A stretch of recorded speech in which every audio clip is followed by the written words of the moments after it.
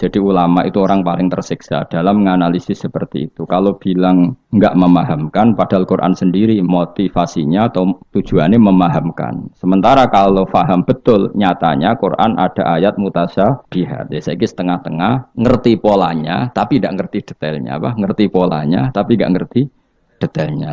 Yang nggak ngerti detailnya kita ngomong wallahu alam, tapi kok ngerti polanya, piye-piye Quran turun itu lil mubin, lil ibanah untuk memberi penjelasan. Kan enggak kebayang kalau memberi penjelasan kemudian Quran sendiri maknanya ndak jelas. Iki setengah-tengah. Piye-piye Quran walaqad yassarnal Qur'ana lidzikri fahal mim. Faqala mengko dawuh sapa Habib An-Najjar wa mal yala a'budul ladzi fatarani wa ilaihi turja'un. Wa ma ta apa uli kedue ingsun la a'budu ra nyembah ingsun alladzi ing zat fatara ingkang ngatur sapa ladine ingsun khalaqatik sing gawe sapa ladine ingsun elamane ategese ora ana penghalang mujud di kedue ingsun min ibadati sange nyembah zat sing gawe ingsun al mujudi kang wujud apa muktadiha apa barang sing ndorong ning gone ibadah la wa antum ta sira kabeh kadhalika iku normale kaya mengkono-mengkono kabeh wa ilahi lan maring Allah sarasan turjauna den balekna sira kabeh badal mauti sakwise mati fa yajazikum mongko males sapa Allah kuming sira kabeh bi kufrikum kelawan kekafiran sira kabeh iki surat Yasin niku surat terkenal tapi sembuh niki sing oleh ngartekno. Begini nggih kula terangno sing umum mawon. Sing umum maknane boten khusus. Khusus maknane boten apa? Umum. Pertama dimulai dari Yasin ya. Saya berkali-kali ngomong Yasin itu mufassir itu ada yang cari aman. Ya, cari aman itu pokoknya sing gak resiko. Ngendikane biasanya Allahu a'lamu bi muradihi bidzalik. Gampangane muni wallahu napa? Alam. Karena awailu suwar kados Yasin, Hamim, Qaf itu termasuk asrarul Quran, sesuatu yang dianggap rahasiane napa? Rahasiane Allah atau rahasiane Quran. Tapi itu mufassir yang cari awal, cari aman. Tapi saya berkali-kali ngematur sebetulnya ada solusinya yaitu istiqmal. Berkali-kali kita kalau baca tiba napa? Salatullah, salamullah ala toha Rasulillah, salatullah, salamullah ala Yasin Habibillah. Jadi antara disiplin ikhtiyat, saya ulang lagi ya, antara disiplin ikhtiyat kehati-hatian itu tidak bisa menafikan istiqmalul ulama, penggunaan apa? Ulama. Ulama menggunakan Yasin untuk Rasulullah, sehingga settingnya berarti begini, Yasin ya Muhammad, ya, saya ulang lagi, Yasin ya Muhammad, demi Quran yang bijak, innaka ya Muhammad laminal mursalin. Jadi secara istiqmal itu sudah sambung Muhammad, kamu sungguh termasuk orang yang menjadi Rasul. Normal betul? Normal. Sama dengan Toha, ma anzalna alaikal Qur'ana litasqa. Toha, ya Muhammad, saya tidak menurunkan Quran ke kamu litasqa supaya kamu celaka. Jadi dari istiqmalnya kalimat, juga settingnya, juga siakul kalam menunjukkan bahwa Toha dan Yasin maknanya adalah ya Muhammad, no? Muhammad. Kemudian karena ini tidak ada kepastian secara sanad, juga ulama ingin Quran tetap ada mutasyabihat yang tahu hanya Allah. Kemudian tetap banyak ulama yang ngambil jalur ikhtiyat menafsirin apa? Allahu a'lamu bi muradihi bidzalik. Makanya kalau matur ikhtiyat jangan merubah istiqmal, istiqmal juga jangan merubah apa? Ikhtiyat. Sehingga kita tetap saja muni wa salatullah salamullah ala toha Rasulillah salatullah salamullah ala Yasin Habibillah. Terus mazhab ketiga begini cara berpikir. Jadi muqtata'atul huruf, potongan-potongan huruf itu andekan Anda orang Arab dan hidup saat itu, seorang lagi ya. Muqtata'atul huruf, potongan-potongan huruf itu andekan Anda orang Arab dan hidup saat itu, maka tahu maknanya. Tahu maknanya itu ngerti sing dikarepno, senajan to laroh detaile. Misalnya kita dalam bahasa Indonesia sering ngomong gini, kemudian mubalek tadi atau Pak Guru menerangkan A, B, C, D, A sampai Z. Kita tahu A sampai Z itu nggak ada mananya, kalimat A sampai Z itu nggak tahu mananya. Tapi kita tahu bahwa yang cerita tadi mau ngomong bahwa sang mubalek tadi menceritakan detail, apa? Detail. Jadi misalnya saya tadi dilapori seorang suami istri yang konflik dengan istrinya. Dia ngomong buruknya istrinya A sampai Z. Maknanya apa? Cerita buruknya istrinya detail. Meskipun A sampai Z itu satu potongan huruf yang tidak ada maknanya. Ya seperti itu kira-kira Yasin, Hamim, Ain, Sin, Qaf. Jadi kira-kira inilah Quran. Itu dugaan ulama. Lah kepentingannya ulama hanya satu, jangan sampai ada orang yang protes kalau Quran untuk memahamkan orang, kenapa ada huruf-huruf yang tidak memahamkan? Sehingga ulama di kepentingan, tentu kepentingan yang baik, supaya ada analogi. Analogi itu kiasan bahwa seperti itu mungkin. Kayak kita ngomong tadi, saya punya teman cerita istrinya A sampai Z. Itu maknanya apa? Cerita detail. Sementara A sampai Z ya tetap potongan huruf yang tidak ada maknanya. Jelas ya? Jelas tenan to ora? Ojo kok pepeh kowe males berpikir terus Yasin Allah alam ora roh. Lan aku ora roh gak Yasin tok sak teruse yo ora roh. Paham? Gayamu ora roh Yasin tok. Kalau Yasin hanya Allah yang tahu. Memangnya kowe roh liyane Yasin. Ya saya tak bedheki ayo. Wakilal yaumanan sakum kama nasitum liqa ayyamikum hadza artene kan yo padha ngene wallahu alam. Anak gue super wallahu alam. Ora kudu apa? Yasin. Oh, modelnya nak goblok untuk justifikasi, modelnya untuk. Kalau nasibnya orang gak ada yang tahu. Ya masuk gue tak takut halal haram juga roh. Nah, potongan roh wis bakat nopo? Bakat. Saya ulang lagi ya. Jadi pentingnya ya di Yasin, Toha. Tapi kalau siakul kalamnya itu tentang Rasulullah, yaitu tadi Yasin dan Toha, tentu saya milih Kanjeng Nabi. Karena terusannya innaka laminal bersalin dan dalam Toha ma anzalna alaikal Qur'ana litasqa. Terus keempat, tadi saya sudah mengatakan 3 ya. Bariki pokoknya ngalim keren tenan. Keempat, ben sampeyan sing di pondok ke darani murid temalim, senajan to kopi paste pokoknya mbok ibu alim. Keempat kemungkinannya begini. Bahasa Arab itu kan ada abajadun hawazun khatoyakun. Ini siapa lagi? Ayo jajal abajadun hawazun khatoyakun lamanun sa'afasun korosun tasahuda. Wajah hafal. Pokoknya A berapa? Wirohin. Ji, sing dukun kan abajadun terus ditulis ning haikal. Iku nak rambut keriting langsung lurus kan. Terus apa? A biro 1 ba 2. Ayo terus no 01 02 terus. Abaja. Gak terus nak tok berarti bro. Abajadun hawazun abajadun hawazun hato. To berarti 9. Ya, hato ya 10 ya. Kun 20.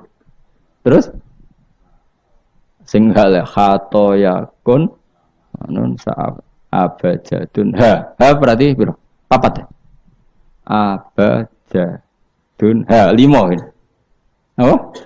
Berarti mau berapa? Tok songo ya? Tok songo 5. Leres gitu.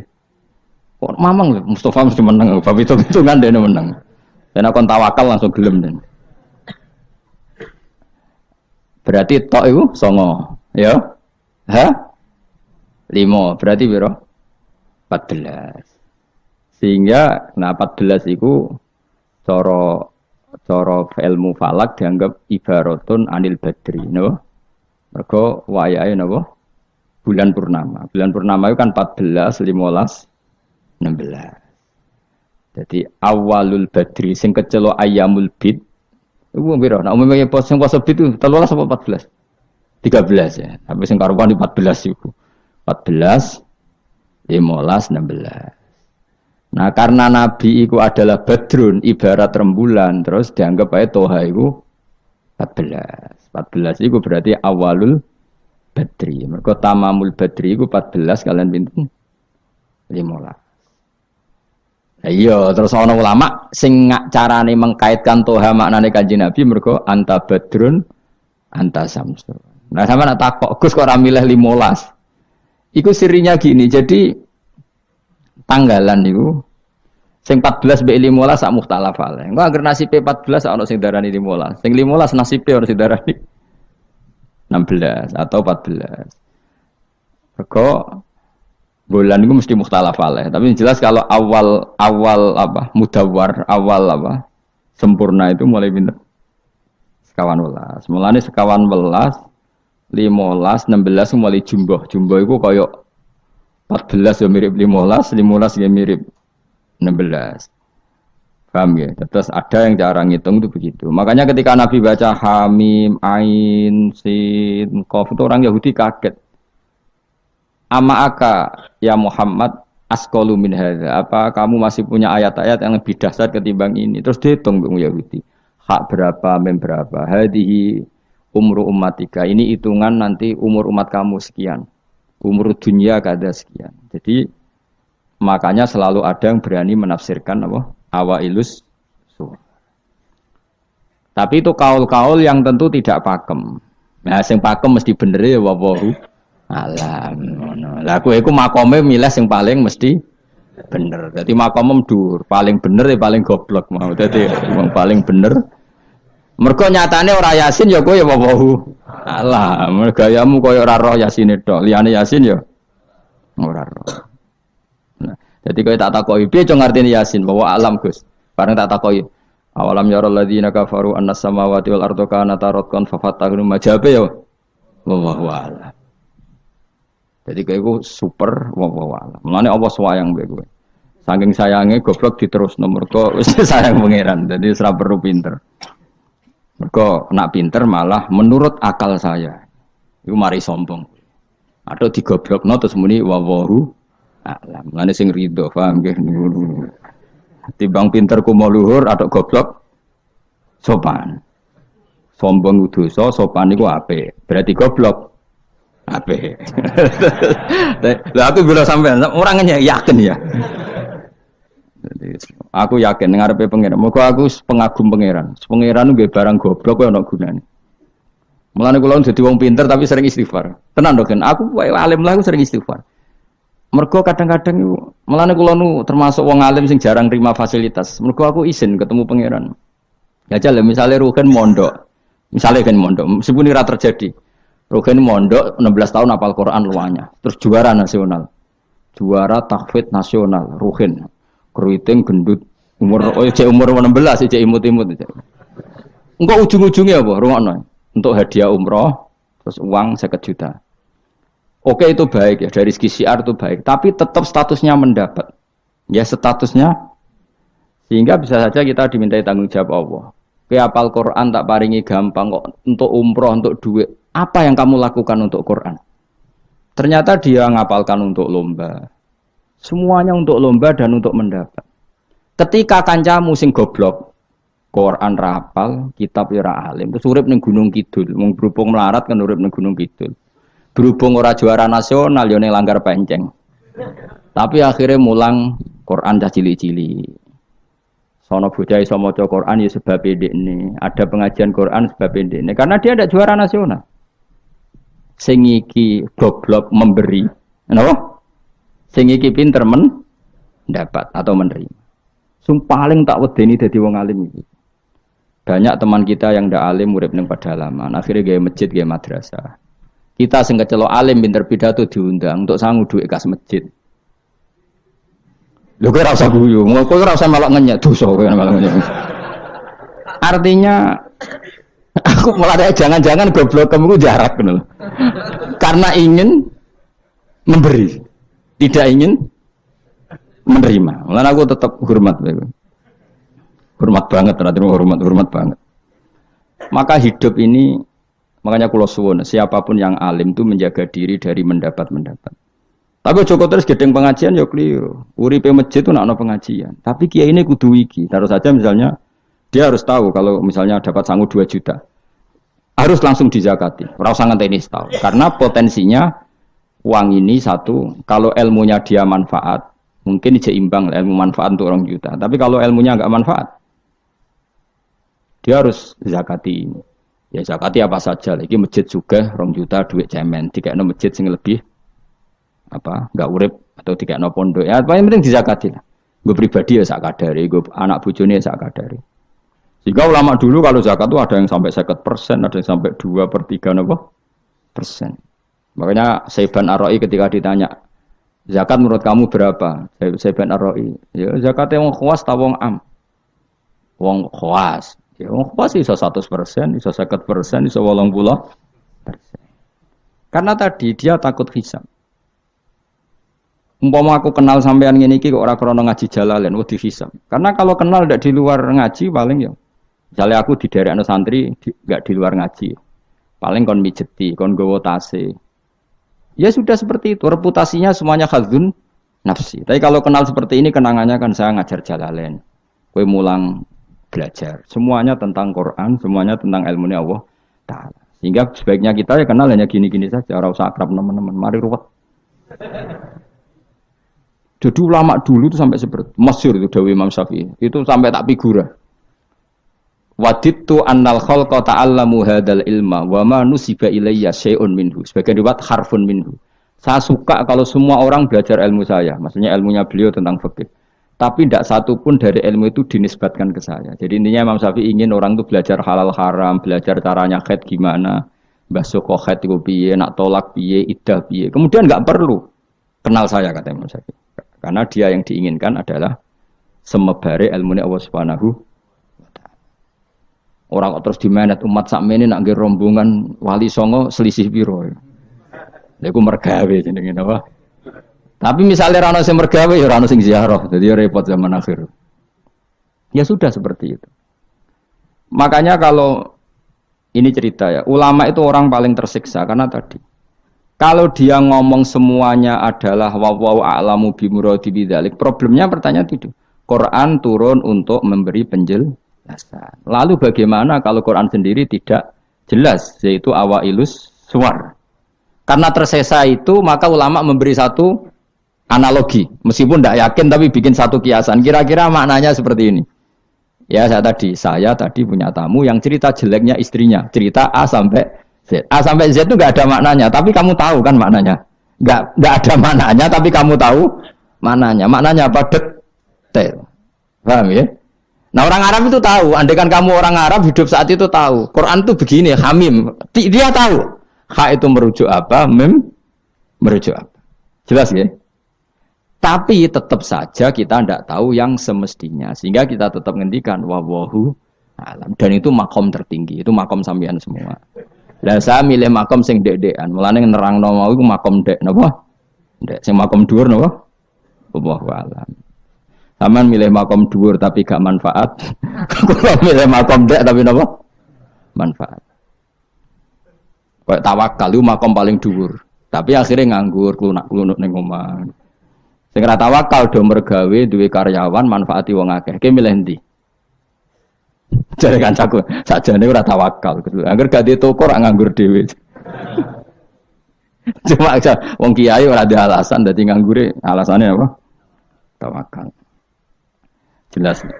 Mohon jadi jelas. Jadi ulama itu orang paling tersiksa dalam menganalisis seperti itu. Kalau bilang enggak memahamkan, padahal Quran sendiri motivasinya atau tujuannya memahamkan. Sementara kalau faham betul, nyatanya Quran ada ayat mutasyabihat. Jadi saya setengah-tengah, ngerti polanya, tapi tidak ngerti detailnya. Apa? Ngerti polanya, tapi tidak ngerti detailnya. Yang enggak ngerti detailnya kita ngomong wallahu alam. Tapi kok ngerti polanya? Piye-piye Quran turun itu lil mubin. Lil ibanah untuk memberi penjelasan. Kan enggak kebayang kalau memberi penjelasan kemudian Quran sendiri maknanya enggak jelas. Ini setengah-tengah. Biar Quran walaqad yassarnal Qur'ana lidzikri fahal mim muddakir. Sehingga ulama mulai dulu tetap ngendikan kalau maknanya Yasin Kanjeng Nabi mergo urutane ya urut tenan. Yasin ya Muhammad misalnya wal Qur'anil Hakim innaka ya Muhammad laminal kan sambung mboten? Sambung kan? Coba Yasin ganti makna ya Muhammad. Wahai Muhammad, demi Quran yang agung, kamu adalah laminal mursalin. Sambung betul. Toha misalnya, Toha ya Muhammad ma anzalna alaikal Qur'ana litasqa. Sambung betul. Sambung. Makanya mulai dulu ulama berani sholatullah salamullah ala Toha Rasulillah sholatullah salamullah ala Yasin Habibillah. Sekarang kamu pakai makna sing makome sampean tadi, makom wallahu alam. Berarti gini, sholatu wa ala toha ala wa alam. Sholatu wa salamu wa ala wa alam. Lho kok sawangane kok kemilah goblok malah pinter. Apa ora milah wis dadi. Nah ya makanya kita warai. Jadi ndak semua ulama cara pandang seperti itu. Jadi tengah-tengah. Ya napa? Tengah-tengah. Jadi detailnya wallahu alam, tapi tetap kita tahu pola. Ya caranya ngerti gimana? Saya Nawawi Banten ngikuti guru-gurunya, termasuk cara pandang gitu. Kenapa kita ngartikan Toha ya Muhammad? Anggap aja tok tadi berapa? 9 ya. Ya 5. Itu sudah awal Lailatul Badri karena bulan mulai seriku tanggal pinten? 14. Lah kok takok, kenapa enggak tanggal 15? Nabi dhewe iku yo ngalami dari 14, 15. Sehingga ada awalun nubuwah, ada tamamun nubuwah. Sehingga kita ngambil dari 14. Ya itu kan dia sambung terus gampang. Ya tapi aja terus nak ngono terus Yasin mbok hitungi kabeh nganggo abjadun yo keliru. Ya seperti itu pun kita butuh sanad. Ya saya ulang lagi seperti itu pun kita butuh apa? Sanad, dan sanad saya sampai para guru-guru kita sebagian itu memang mengartikan Yasin itu Muhammad kayak tadi sholatullah salamullah ala toha Rasulillah sholatullah salamullah ala Yasin Habibillah. Coba kalau sampean apa enggak bermaknani Kanjeng Nabi. Jadi sholatullah salamullah ala toha ala wallahu a'lam. Barang wa alam mbok sifati Rasulillah kan aneh. Jadi utusannya Allah iku wonge wallahu a'lam. Kasus gak? Oh kasus. Oh kriminal besar penjara tenan. Jelas ya? Jelas ya? Nah, jelas pinter berarti. Soalnya ngaji kamu pinter. Sesuk ora usah mangkat terus pinter, no? Benar. Nah, inti dari cerita Yasin itu begini, Allah menceritakan pada kekasihnya yaitu Kanjeng Nabi Muhammad sallallahu alaihi wasallam bahwa di antara metode dakwah itu kirim utusan. Ya saya ulang lagi. Dulu Rasul itu di ibu kota kan ya. Rasul semua itu yang Rasul betul. Rasul itu ada dua, ada Rasul yang diutus Allah langsung yang jenenge Rasulullah, napa? Ada Rasul delegasi, kayak sini Mursalun yang di surat Yasin itu Rusulu Isa. Jadi tidak langsung dapat mandat dari Allah, tapi dari Nabi Isa. Yang Isa ini namanya Rasulullah, siapa? Lah yang utusannya Isa jenenge Al-Mursalun, tapi Rusulu Isa. Jadi utusannya Nabi itu menunjukkan, ini makanya kita sering kecolongan gara-gara itu. Sekarang tuh banyak kiai sentral yang nggak punya ustadz ya atau kiai binaan di kampung-kampung. Makanya sekarang banyak kecolongan, banyak orang alim di daerahnya tapi dia istilahnya sekarang di Menara Gading. Tahu-tahu di kampung-kampung pedalamannya diserang aliran sing aneh-aneh. Karena ini tidak punya utusan untuk meluruskan ahli sunnah apa? Harusnya enggak seperti itu. Jadi ada Rasul sentral, ada yang didelegasikan ke kampung-kampung tertinggal. Anggap aja niru Nabi sinten Isa. Kayak Rasulullah juga gitu, beliau di Madinah, tapi Sayyidina Ali, Mu'ad disuruh ke Yaman. Kita tahu kan, Mu'ad, Abu Musa al-Asy'ari, Sayyidina Ali disuruh ke mana? Yaman. Dan semuanya dapat tugas apa? Basyiru wala tunaffiru. Napa? Basyir apa? Yassiru wala tu'assiru, basyiru wala tunaffiru. Cung nak ke dakwah gawe gampang, aja gawe angel. Saiki dakwah kan digawe angel. Apa nerangno ilmu kok ana podium regane 3 juta. Sound system entek 3 juta. Lha nerangno ilmu ora jelas manfaate kok cek akeh biayane. Aku mulang jalalane 200.000 bontek ora acara bengi iki. Pokok ilmu digawe gampang, apa nerangno ilmu cek repote. Tapi ra nyindir biasa wae ora usah tersinggung. Apa nerangno ae. Lho tapi nek niati siar ki monggo, tapi aja niati ngaji ora kasil. Niati ngaji wis ngene iki, betul ngaji wis. Saya berkali-kali ngaji ya seperti ini. Karena ajarannya apa? Yasiru wala tu'asiru. Gawe gampang. Gawe gampang nerangnone ya gampang, hitope ya gampang. Masyarakate digawe gampang, sing penting ora dosa. Sing penting mboten apa? Riyen Kanjeng Nabi pengen ngaji kadang sahabat ya jek turu nang masjid. Kadang Nabi nak kesuwen mbek ngenteni ya turu. Aku pengen nyontoh Nabi selawatan kok dinyak kubu sebelah. Mana ada dalilnya kalau sebelum sholat pujian. Kok ditakoki hadisnya malah repot kabeh. Tapi nak ana wong muni Nabi kok ora dinteni sahabat ning masjid ku keliru. Dhisik sahabat do ngenteni Nabi. Tapi aku ora roh, iku pujian ta ora ya ora roh. Aku ora direkamane. Lah iki senane takok. Ada hadisnya enggak? Padahal nak ana hadisnya ya ora iso maca. Iku tuwenang pede ta kok subhanallah zaman akhir ta apa. Yang jelas sahabat itu ngenteni. Nah gara-gara ngenteni itu keturun. Ya rai-rai ngene iki nak ngenteni kan keturun. Mulane nak ditakok, dongane iku ngaji apa? Dongane ngaji bismika Allahumma ahya bismika wa amut. Iku dongane ngaji. Ana sing protes, "Niku dongane tiyang turu, Pak." Ya iya nak ngaji iku turu. Mulane takoki dongane ngaji apa? Bismika Allahumma ahya wa bismika wa amut. Mergo agar ngaji turu. Tapi ini kisah nyata, ana wong alim mubalek ngomong ngono protes. "Pak Yai, saya ini orang alim, banyak hafal hadis. Gimana? Tidur pengajian itu sunat." Wah, kaget gini, wong alim tenan. Wong alim tenan, wong kanca kula kok sing protes iki kanca kula alim. Ya tak warai dhisik, saiki pinter wis. Protes. Kenapa kok sunat? Kata Pak Kiai, pengajian itu pertamanan surga. Di mana-mana pertamanan bikin orang ngantuk. Wah, Kiai nak merapasan pengajian, datanglah ke pertamanan surga. Di mana-mana orang di pertamanan itu ngantuk. Ngantuk. Makanya anggap saja yang tidur itu ya di pertamanan surga. Tapi ya rantuk ilmu jenenge turu. Jadi mulane kula nu dadi kiai wis lega atine. Sing ngrungokno ya monggo, sing turu ya monggo santai mawon. Ilmu kok cukup untuk menganalisis itu. Jadi ilmu saya cukup untuk menganalisis itu. Kalau terangno malih ya. Jadi Rasul itu semuanya di pusat kota. Makanya ada litung tiro ummal qura. Ya, semua Rasul itu di pusat kota. Ora oleh nabi kok wong desa. Tapi desa-desa ini dikirimkan santri-santrinya. Sehingga kita kenal misalnya Sunan Bonang punya utusan Sunan Wijogo. Kalijogo dakwah daerah Sragen, Boyolali sampai Jogja menawa. Tapi aku ora rodok Jogja tenan pura. Tapi Ndarwan tok Solo 3, Boyolali, Sragen. Tapi menawa ya tok Jogja barang. Terus Mbah Sunan Bonang punya murid Mbah Soleh yang sampai Sarang misalnya. Itu mulai dulu gitu. Sehingga saya termasuk orang yang bapak saya kandung itu hidupnya itu paling 2 kilo dari makomnya banyak Sunan Ampel, Mbak Ibrahim napa? Asmara Konti. Ya Sunan Ampel itu ketua wali Songo, itu punya bapak itu di daerahnya bapak saya. Namanya Ibrahim napa? Asmara Konti. Nah, bahasa Arabnya As-Samar Konti. Terus ini punya bapak namanya Jumadil Kubro, itu di Mojokerto. Karena logikanya tadi, ketika dari mana itu Thailand atau Cempo itu ke Thailand apa Myanmar ya? Apa Kamboja? Kamboja ya? Tapi sakjane rapati Kamboja, kowe kok roh nek iku Kamboja ya ora roh. Pokoke Cempo lah. Ya kalau enggak Kamboja ya Thailand.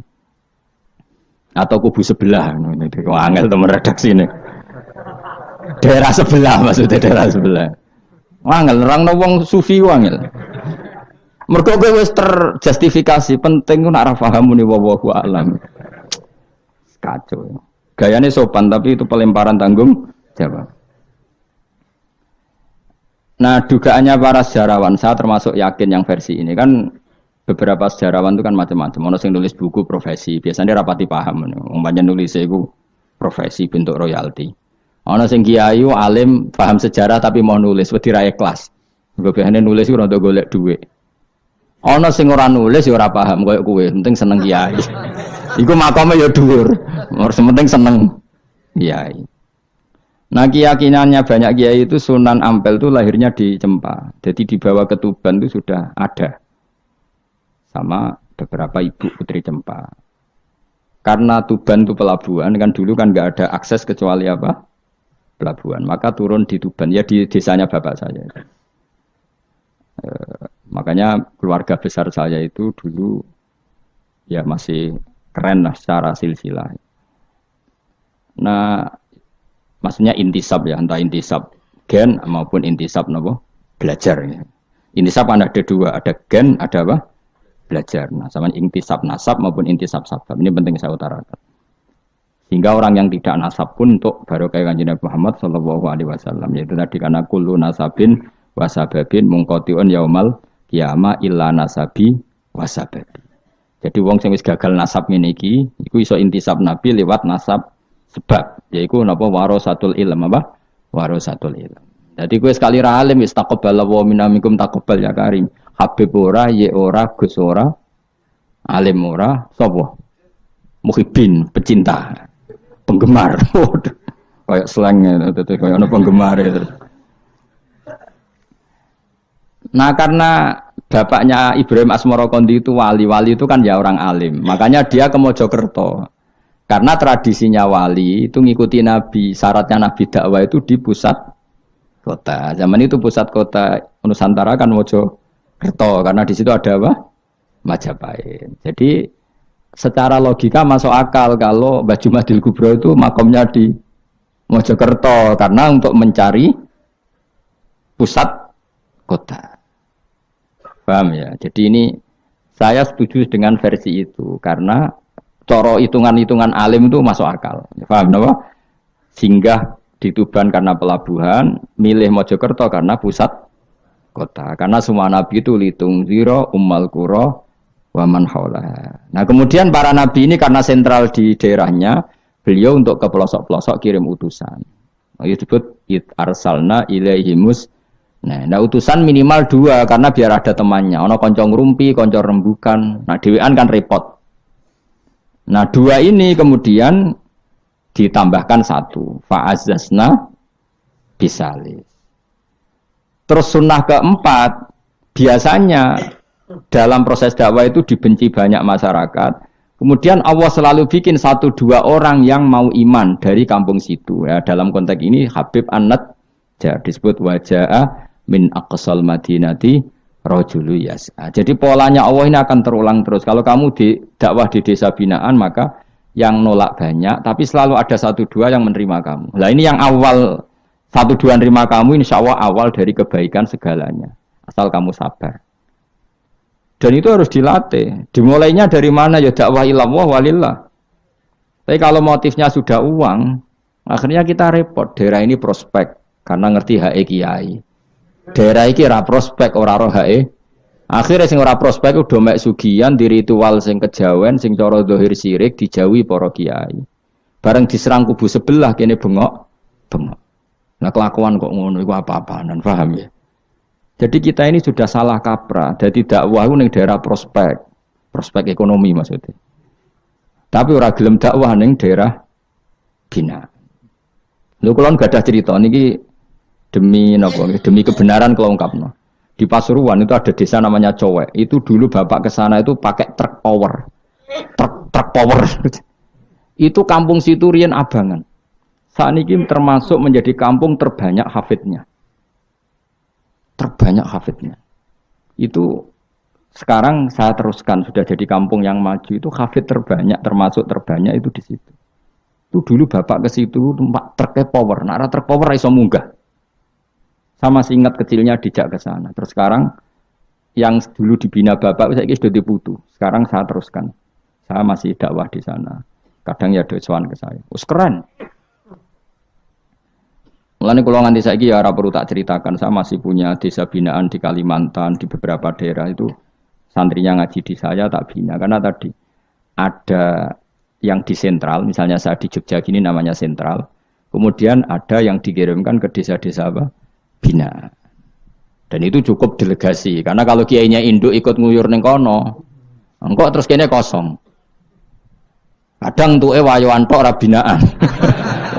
Ya ora apa-apa halal, tapi kadang iku binane ra kasil tapi wayahe kasil. Ya wong akeh ya macam-macam. Kowe ora usah protes. Engko nang protes ustaz juga manusia, jawabe omong ngono ustaz juga manusia. Intinya itu menjadi inspirasi Rasulullah kemudian bikin dakwah tadi. Makanya Rasulullah ketika sugeng, rungokno Nabi jelaskan pada akhirnya di mana? Madinah kan. Anggap saja Madinah itu ya Umayyah Qura. Tentu Umayyah Qura pertama itu Mekah. Terus kampung kedua Nabi Budi Medina. Saya beri contoh ya.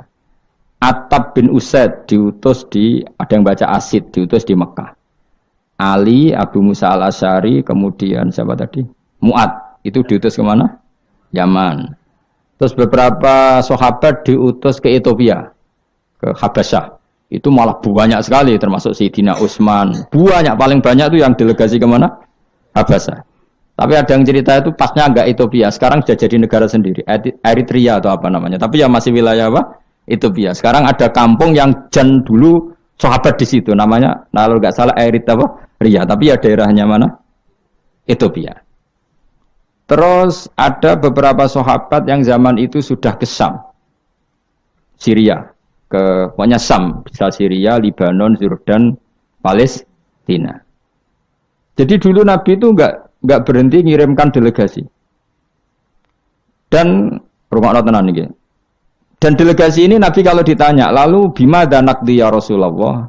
Lalu ketika saya ada dekat jenengan, kalau ada orang tanya hukum itu saya pakai apa? Kata Nabi ya bi kitabillah, kamu panduannya ya kitabullah. Kalau ndak fa bi sunnati Rasulillah. Kalau ndak al-khikil asbah bil asbah wan nadhir bin nadhir. Ya mirip-miripkan lah, yang mirip ya mirip, yang mirip ya mirip.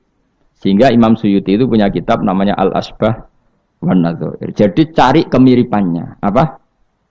Misalnya begini, rungokno tenan. Hukum itu kan mesti ada master. Ya, kalau kamu menjadi pakar fikih itu hukum itu mesti ada master. Master ini kemudian menelurkan furu'. Nah, furu' ini kalau dalam fikih disebut hadal hukmu mufarra'un ala kadza. Hukum ini dicabangkan ngikuti indukan ini. Misalnya begini, rungokno awas ya. Misalnya hukum begini. Tak warai. Engkok ketara ke pinter ta ora? Mergo aku jek berharap ke pinter. Ana wong iku jimak bojone ning wulan Ramadan. Rino. Napa? Rino. Hukume piye? Jimak bojo ning Ramadan hukume batal ora, Kin? Batal. Pinter senodok pinter separo lah. Kemudian jimak bojo ning wulan Ramadan itu hukumannya berat. Yaitu kafaronya selain qada harus merdekakan budak atau puasa 2 bulan berturut-turut. Kalau ndak memberi makan orang 60 orang miskin, satu miskin untuk orang satu mud. Pokoknya berat hukumannya. Disebut tidak kubro. Rungokno. Lalu menurut Imam Syafi'i, pelanggaran dengan sanksi seberat itu adalah hanya untuk jima. Sehingga kalau kamu batal lewat makan, ya tidak kena hukuman seberat itu karena makan tidak jima ya tidak makan. Cara cangkem elek wis suwe mbah nang jima ra makan ra jima. Cara cangkem elek. Mergo jima dianggap terlalu seru, meskipun halal dianggap seru. Cek kurang ajar ya poso-poso batal demi jima bojone. Ya tentu iki contoh bojo ayu, bojo elek wis ora kepikiran. Ya coba bayangno mosok le Gus, ngempet sedina ra kowe bojomu elek dadi ra bayangno. Kowe kok coba bayangno ambek awakmu to. Iki bayangno iku wong Arab mangane daging, ke mangane mendoan. Mendoan tempe apa meneh? Apa sing tahu apa bacem yo? Tahu susur terus apa? Jadah terong yo mesti subhanallah. Ora iso dikiyasno. Wis mangane mendoan bojone elek yo ora ngarah kecelakaan ngono. Iku bayangno wong Arab mangane daging bojone ayu. Wis Mustafa khusulah cara wong Arab sing ayu bangir ngono. Wis ora ngarah iso ngempet tak jamin. Posisi gelem halal. Jadi kau coba yang awakmu dhewe sing mangane napa? Mendoan tahu susur kan. Jadah. Iku ora sereten nek sak apik. Kula pertama mangan jadah iku kaget. Kula niku kan rada kiai lho. Rada kiai iku nak mangan niku golek sing gampang. Bar jadah tak pangan kelet kabeh bingung. Suwe-suwe ning Jogja kulino kan. Aku dhisik ora kulino mangan yang seperti itu. Suwe-suwe saiki kulino. Alhamdulillah ora tau keleleden. Pertama keleleden. Aneh cara daerah kula kan apa? Aneh. Pomene jenenge jadah kok elek. Kira apa maknane jadah? Jenenge tok sing elek, rasane enak. Maksudnya jadah ketan sing enak ora mbok terusno. Oh, musuh zaman hoax ini bahaya nek gak diterangno detail. Rungokno tenan iki tak latih alim ya, mergo ilmu barokah. Kula nu untuk barokah ulama-ulama sing mun kabundut maupun sing ijek sugeng. Kemana? Sehingga cara Imam Syafi'i ya jima itu tidak makan itu tidak jima. Oke, kita setuju. Karena jima itu dianggap terlalu serem. Napa? Ya serem tuh misalnya begini, kowe bertamu gone rugen, terus mangan segone kan normal, terus pamit. Kan nyelek kamar aku menjima bojoku. Kurang ajar ta, tamu ngene kurang ajar ta. Ya kurang ajar. Tapi cara pikiran Imam Malik, ini mazhab Maliki. Kenapa hukumannya seberat itu? Kenapa hukumannya seberat itu? Karena hadku hurmati Ramadan min ghairi udhrin syar'iyyan. Melecehkan Ramadan, tidak menghormati harkat Ramadan dengan tanpa udzur yang syar'i. Sehingga kalau kamu makan mie atau makan sate atau makan jadah tanpa udzur syar'i, tanpa sakit, maka hukumannya sama. Karena dianggap melecehkan Ramadan tanpa udzur syar'i. Imam Malik cara berpikir, memangnya jima bojo statusnya haram kan tidak zina. Jima bojo status halal apa haram? Halal, bedanya apa dengan makan? Ke jima lebih mangan bedanya apa dalam hukum halalnya? Sama kan? Kenapa hukumannya berat? Padahal jima itu halal. Karena hadku hurmati Ramadan min ghairi uzrin syar'iyyin, merusak kehormatan Ramadan tanpa uzur syarak, sehingga dihukum seberat itu. Kalau gitu tidak harus jima, makan ya sama, rokokan ya sama, apa saja sama. Paham ya? Ya sudah seperti itu, namanya al-hikin nazir bin nazir wal asbah bil asbah. Maka menjadi lazim dalam hukum fikih ketika sesuatu disebut itu mewakili yang lain, yang semakna, jadi buat kias. Saiki wong malah gergak ana sunah Nabi keliru. Sunah mana? Sunah mbahmu. Zaman Nabi Sugeng wis ana kias. Justru Nabi menyuruh kita pakai kias karena sunnah itu tidak cukup. Kenapa tidak cukup? Karena Nabi yang pernah dilakukan Nabi tentu jumlahnya terbatas. Mau tidak mau dalam hukum terkini kita pakai kias. Nah, saiki sithik-sithik ora oleh kias kudu sunnah. Maka untuk melawan seperti itu sik kudu cangkem elek gerem. Tapi cangkem elek kerape ulama kok cangkem elek. Mulane tak wakil lo kowe sing wis pantes cangkem elek ngono. Kalau di murid cangkem elek kan ya kok kowe ngono maksudnya ditakoki. Gimana hukumnya salaman setelah sholat? Oh enggak ada tuntunannya. Bid'ah. Jare sing cita kubu sebelah mau carane. Jare sing santriku ya rada kurang ajar kok kowe ini. Jare santriku ya enggak usah dihukumi bid'ah, biasa saja. Mana ada di fikih hukum biasa saja? Ya pokoknya biasa saja. Alasannya apa? Kamu setelah sholat ke kamar mandi boleh enggak? Boleh. Kamu setelah sholat kencing boleh enggak? Boleh. Ke kamar mandi kencing boleh. Lalu nyalakan HP boleh. Nah kenapa kalau salaman enggak boleh? Bedanya apa dengan nyalakan HP? Waduh cangkem elek. Iya cerita cangkem elek. Maksudnya itu akhirnya satu-satu yo satu-satu. Lah kula sebagai kecelok wong alim do takok aku, dua-duanya takok. Cara jenengan sepundi? Padha nganggure ya mrene ngono. Lah kok saged Gus? Ning dinggon argumentasi hukum kok ketemu pangeran debat, ben pangeran sing mutusno. Karena ngene ku sepodo lucune. Padha lucune lho wong padha nganggure debat ngono lah opo.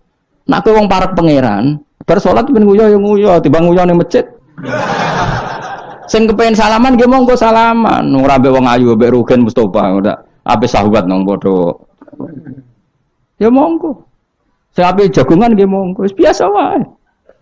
Sementing nak bar salat bar salam wis aja salat meneh. Engko salat bak dia. Jadi dulu Nabi ku malah nak bar salat mesti omong-omongan. Mergo kesunatane memisah salat fardu dan salat sunat. Maka lakukan sesuatu. Di antaranya merubah tempat duduk atau ngendikan. Jadi dulu itu enggak terikat. Ayo, mau niku jenenge kias. Kalau kamu bersolat, boleh enggak kamu setelah solat nyalakan HP? Ya boleh. Boleh enggak setelah solat nge-SMS orang? Ya boleh. Kok enggak dihukumi bid'ah? Kenapa salaman tok yang tersangka? Nah itu kias. Tapi kalau terus mendingin berhubung sama-sama enggak ada dalilnya, milih yang enggak salaman. Tepaan pinggirnya kira cocok. Ya, tapi ada ngono jujur. Yang ini enak cocok salaman, ora cocok ora usah. Malah angel meneh kan hukum ngono kan. Tapi susahnya apa sih kita ndak ngomong seperti itu? Sing salaman yo keben, wong ini alam demokrasi. Sing ra salaman yo keben ya biasa wae. Wong bar salat itu perintah pangeran eling pangeran. Ya sudah. Ana sing eling pangeran lewat salaman, ketemu wong mukmin. Ana sing carane eling pangeran nduwilu terus ngaco tasbih. Ana sing nganggo tasbih bid'ah, nganggo drijine. Ya monggo sementing aja misoi wong. Susah apa sih? Waras sidik, maksudnya ilmiah sidik. Nah sekarang saya tak bedai, kayak saya ini mazhab Maliki apa Hambali, apa Syafi'i, mau lah bedaan mau deh. Maka terus diputuskan kalau nggak ada sunnah Rasul maka al-hikin nazir bin nazir, hukum sing mirip-mirip. Sekarang begini misalnya contohnya, saya berkali-kali cerita, ini anekdot tapi nyata. Ada seorang alumni penggaweane nabok ibu Juni, nabok itu kan dengan tangan, nabok dalam bahasa Jawa dengan tangan kan. Bareng kiai ini dilapuri, kadang kan jogeman nabok ibu bojomu. Gang Rongulan bojone Ruhen lapor aku, Gus sakniki mboten naboki, nyaduki. Bareng Ruhen tak celuk, "Hen, kok cek nyaduki piye?" Jare sing haram naboki, Gus. Sakniki tak leh nyaduki. Terus aku mending ngene, "Yo aja nyaduki." Gang Rongulan bojone lapor, sakniki ngidoni. Hanya karena terjebak tekstual, apa? Tekstual. Berhubung naboi tidak nyadui, kalau naboi haram nyadui mesti haram, itu terjebak apa? Tekstual. Coba kalau dia waras sedikit, makna haram naboi itu menyakiti. Saya ulang lagi, makna haram nabu'i itu maka nyadui juga sama, ngidoni juga sama, ngemborno nganti utang-utang tonggo yo sama, karena itu sakit loh perempuan utang-utang itu. Pemilih di cerdas ngono, terus bertakoi sunnah rasulnya mana? Bar saya. Yo malah nak pangeran ngendikan ning wong tua mau fala taqul lahuma uffin. Jangan katakan hus, terus dia mendingin jancuk bapak. Loh, kok muni jancuk? Kan tidak uffin. Waras to ora wong sing muni ngono. Kowe sing muni ora lho. Maka sebetulnya zaman Nabi itu sudah ngendikan al-hikin nazir bin nazir. Sehingga kalau orang tua haram dikatakan hus, maknanya haram disakiti. Yang maknanya sejenis maka sama. Jadi mulai dulu kias itu ada. Meskipun ya tentu jangan kebablasan. Misalnya yang tanpa ilmu itu kias yang kebablasan. Maka ini penting sekali ngaji. Nah, para delegasinya Rasulullah dulu dibekali gitu. Sayyidina Ali ditanya. Terus kaidahnya yasiru walatu asiru basiru walatu nafiru. Bikin mudah, bikin ceria, jangan bikin susah. Bikin gembira, jangan bikin susah. Mulane kalau ngaji seneng guyon. Perkarane kowe wis sumpek ning omah. Rai-raimu wis rai sumpek. Lah wis sumpek ning nggon ngaji disumpekno pisan. Kan sumpek double. Stres malah ngel-ngel wong. Jadi tidak guyon nae ben rileks, lali utang sejenak, napa? Mergo nak dawuh Nabi jelas basiru beri berita gembira. Ya, supaya teko ngaji ra paham lah swarga. Wis pokoke kaya berita gembira. Mbok tenan mbok ora sok mben kok. Cocokane sok mben. Ya agak-agak tenan, aku ikhlas ya tenan. Mulane cara kiai-kiai kuno nak ngakali. Yo kowe ngaji mbek aku mesti swarga, asal ikhlas. Ono tambahane ono asal ikhlas wae. Jadi saya ulang lagi ya, kias itu enggak bisa dihindari karena yang dialami Nabi itu hanya jumlahnya terbatas. Lalu sahabat tahu ini hukum ini ikut partai ini partai ini. Tahu. Karena al-hikin nadir bin nadir wal albah bil asbah. Tadi Imam Suyuti ngarang kitab al-asbah wan nadzair. Jadi cari mirip-miripnya. Misalnya gini, tak beri contoh. Aku sholat kan ya. Allahu Akbar. Kemudian ada setengah upo, bukan sampai satu. Setitik. Cilik terus telek. Itu kecelok makan apa kecelok keuntal? Loh, cilik kelek. Kecelok makan apa kecelok keuntal? Keuntal. Maka potensi tidak batal itu tinggi. Tapi nak upo sitok ning tangan mbok jupo. Wis salat maksudnya, terus mbok lebokno. Iku keuntal apa mangan? Mangan. Jadi akhirnya kita bedakan mana yang amdan, mana yang sahwan. Sehingga yang amdan meskipun kecil hukumnya makan. Kalau makan berarti membatalkan sholat. Tapi ning bab tamu, sholat itu batal dengan makan. Tapi ning bab tamu, jong tamune kayak no mangan, tamune kasih makan. Terus bukai uposito. Ini di bab sholat sudah makan namanya.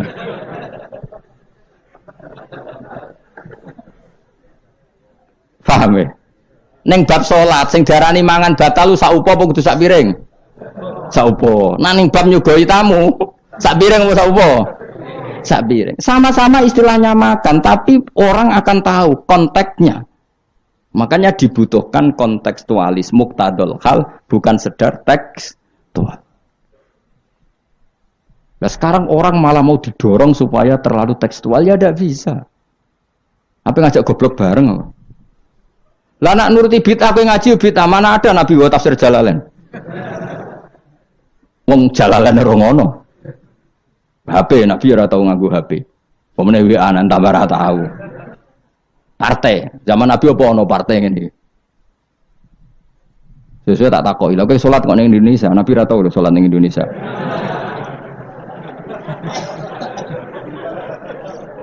Malah panjang kan kalau diterus-teruskan.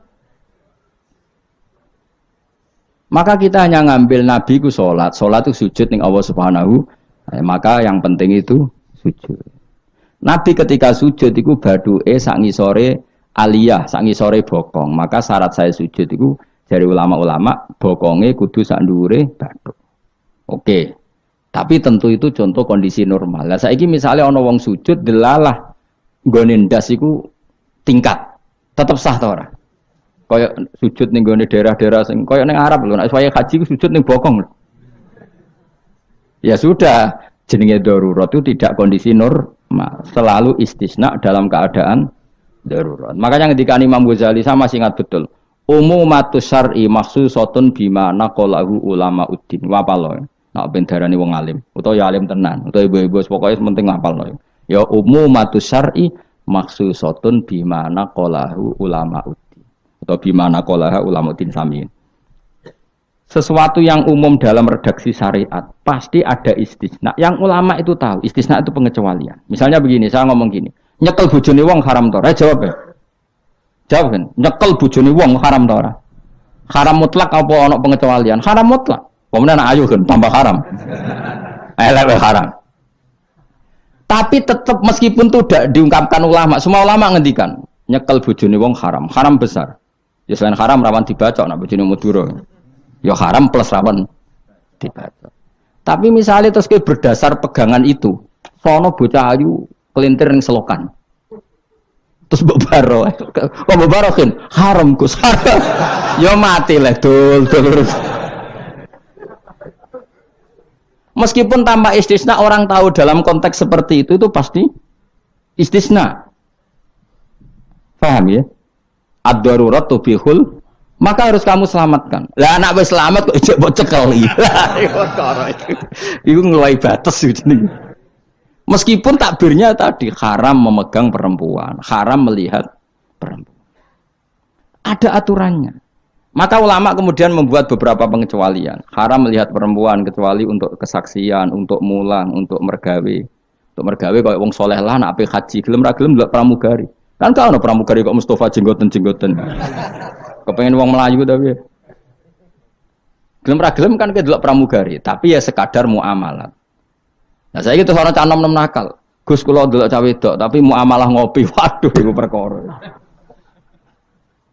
Sing muamalah ngopi ngene lho, ana kiai saleh lunga maro Jakarta, kepengin ngopi terus mandek, kebetulan bakule ayu, lha iku halal. Mergo niate ngopi kebetulan bakule ayu.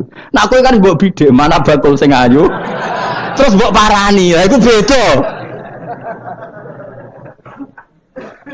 Ya, dadi beda wae. Nak kepengin halal ya. Kowe iku maro Jakarta, ya. Gak pilih-pilih kan, terus ngantuk ngopi, kebetulan bakule ayu. Terus ngopi sak kadare, umumnya ngopi 10 menit ya tetap 10. Nah, itu insyaallah halal. Tapi nak kowe bidik sekian titik. Terus kamu menentukan arah ngopi di mana. Iku masuk muamalah ya tetap ya terus nodi. Jelas iku beda. Karena tadi umumatus syar'i makhsusatun bimana qalahu ulama uddin. Jadi meskipun takbir itu umum, misalnya gini. Misalnya ini contoh gampang. Siapa saja yang membunuh orang mukmin, maka dia masuk neraka selama-lama. Bunuh orang mukmin. Redaksinya wa may yaqtul mu'mina muta'ammidan fajazahu jahannamu khalidan fiha. Lalu ada eksekutor kisos. Saya ulang lagi, eksekutor kisos. Misalnya Ruhin bunuh Mustafa yang amdan. Kan kena hukum kisos. Kemudian eksekutor ini bunuh Ruhin. Ini masuk ayat itu enggak? Enggak kan, karena dia bunuhnya karena tugas. Padahal ayatnya tadi siapa aja yang membunuh orang mukmin, padahal eksekutor juga bunuh orang. Tapi kan nggak bisa masuk itu, paham ya? Terus ada lagi contohnya, kita alat fikih, ben pinter, ya ben pinter, atau ibu pinter, gak apa-apa mantas sababi komen bahwa minggu, ibu pinter, insya Allah ditulis pangeran, ya pinter, ngomong pangeran itu gampangan, pangeran itu partai politik, husnudonan gampang pangeran. Jadi orang wong ibu soleh ya ditulis. Bukan karena Allah nggak tahu, piro-piro sing diebo-ebo wong soleh. Nah si bebo katokan cekak nih rong barat malah repot menurut paham ya. Misalnya ono wong ralim kok serbanan kayak protes, apa-apa. Nangi wong barat katokan tok malah repot. Wis ngono ae makome cek ngono mau. Contohnya jupuk barangnya wong tanpa pamit haram ta ora? Haram. Wis yakin? Saiki ono buajar gede, terus sing iso nyelametno iku debok pohon pisang tanggamu. Terus kowe haram nak gak pamit. Mbok golek wonge ra ono banjir-banjir. Ki sedeng mati. Iku wajib ngetok tanpa pamit. Sing duwe wajib ngekeki izin. Suatu saat konangan iku. Nah nek nuruti fikih ya kudu izin. Nah, tapi hukum ini maksusah ditertentukan dalam kondisi normal. Nak kondisi ra normal langsung kowe ngetok. Wet mau terus mbok go ngelangi. Iku halal. Tanpa izin. Nah kecuali ngene butuh sitok mumpung untuk izin ngetok 5. Sing 5 ben sing duwe kuwapok. Yo kurang ajar le dol-dol iki. Maka kemudian ulama menyusulkan kaidah ad-darurat tubihul mahdurat. Dalam keadaan tertentu ini boleh. Nah artinya gini, nggak bisa. Sidik-sidik sunnah Rasul ora bisa karena yang pernah dilakukan Nabi jumlahnya terbatas. Maka al-hikin nazir bin nazir. Yang mirip-mirip ini disamakan mirip-mirip ini. Yang mirip-mirip ini disamakan mirip. Makanya, nah kemudian ada hal-hal yang kita tidak pernah tahu persisnya. Kayak kasus tadi, orang jima istrinya di Ramadan. Cara pikiran Imam Malik, illatul hukmi adalah hadku hurmati Ramadan biwiri uzrin syar'iyyan. Maka makan sama minum. Cara pikiran Imam Syafi'i ya ndak, kalau jima ya jima saja, jangan yang lain. Kesetuju ndi? Ono pikiran rodok beling, pikirannya wong Hanafi. Khilah aja, khilah itu rodok beling. Rodok beling ini, misalnya kayak poso-poso kok luwes banget. Moka wedi kena hukuman niku. Tapi kayak Hanafi ta Syafi'i ya ngaco. Apa ya ora Syafi'i ora Hanafi, padha ora paham ya kok. Hanafi apa Syafi'i? Syafi'i. Syafi'i apa Hanafi? Kan biasanya anak cilik milih sengguri. Ayo Syafi'i atau Hanafi? Hanafi atau Syafi'i? Bulan Bali ini cek Syafi'i. Nah cara orang Hanafi ini, kowe nak lesu banget kan. Kowe mokak langsung wedi apa? Kena sanksi berat. Cara Imam Hanafi, khilai kowe lunga. Jadi lesu tak iki awas kena beling. Langsung dia paham berarti beling kabeh sing ngajar. Lau masuk, seling, wah sowan Gus Bahan. Kan aduh, nak delok penyanyi dangdut kan gak untuk rukhsah. Karena rukhsahnya syarak hanya untuk taat. Jadi nak niatem delok dangdutan kan gak untuk rukhsah. Wah, lesu banget. Cara ngene kan, wah sowan Gus Bahan. Karena sowan kiai kan ibadah. Nah, ketika kowe niat sowan gue musafir. Musafir wis ning giwangan ngopi. Ya wis. Iku khilayo. Tapi kok ya pengiran tetep perso. Iku kabare ngene Mas, kabare. Sampeyan nang bun rokok dilebokno tong. Sampai malaikat ditendang. Protes. Lah kula mboten ate dosa kok bun rokok, gak nglebokno tong.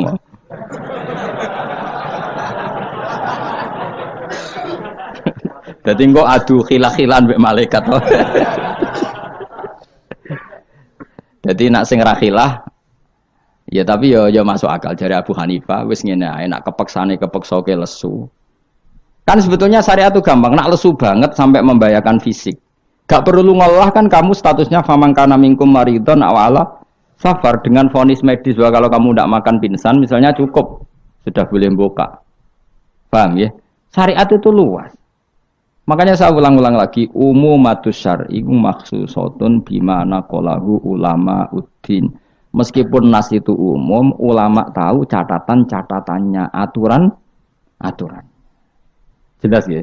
Jadi saya mohon sekali, makanya anak kitab namanya Al-Asbah wan Nadhair. Jadi misalnya Nabi melakukan sesuatu, kita cari mirip-miripnya. Jadi misalnya Nabi kirim utusan ke Yaman, berarti Nabi di sentral dakwah, kemudian kirim delegasi ke kampung-kampung tertinggal. Ya kamu jangan harus Yaman. Misalnya di sini bisa Sragen, Boyolali, Jogja, Rembang, apa saja. Tidak harus Yaman, jadi ngambil sunnahnya bukan Yaman. Aku saiki kok misalnya orang Indonesia kirim utusan yang Yaman, yo kalah alim le dul.